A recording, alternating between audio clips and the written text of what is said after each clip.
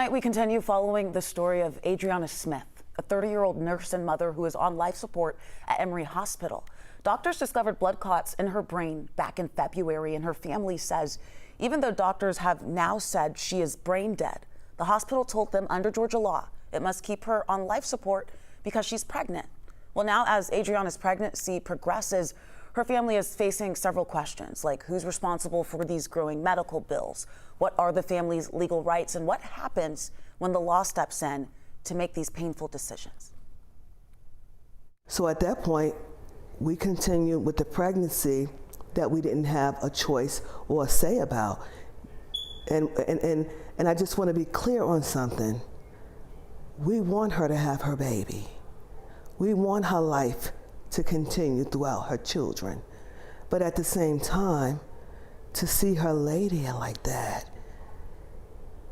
for that length of time, the grieving process for us, it can't even start. And tonight, 11 Alive's Aisha Howard takes a closer look, speaking to 3 experts about the legal, health, and financial challenges this case raises and what it means for families across Georgia. There's a lot to unpack here. Emory declined to comment on specifics of the case, but released a statement saying it uses consensus from clinical experts, medical literature, and legal guidance to support our providers as they make individualized treatment recommendations in compliance with Georgia's abortion laws and all other applicable laws. Its top priorities continue to be the safety and well-being of the patients we serve.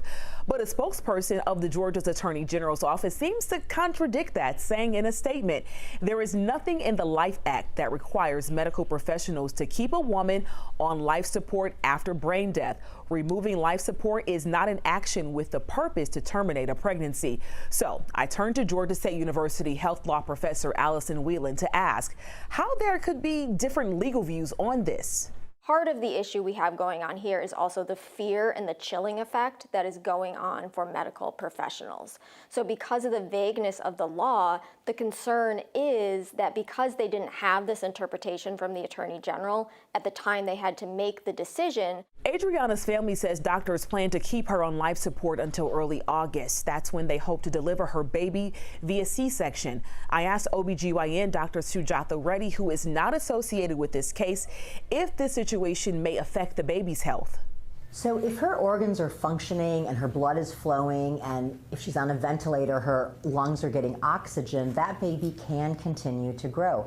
There have been about 100 cases of pregnant women who are labeled brain dead who then go on to deliver a child. So it is not unheard of. It is very, very rare. But if all her other organ systems are functioning and they're able to provide nutrition, possibly through IV or maybe tube feeds into the stomach, that baby can grow. Another question that's come up, who's responsible for the medical bills? We took that question to probate attorney Brian Douglas, who also is not associated with the case. Unless someone else signs to be financially responsible, that you can't attach to them. Same with a credit card, right? It transcends all things, debt related, unless you agree to be responsible for that debt as a responsible party. And the family's not responsible for that.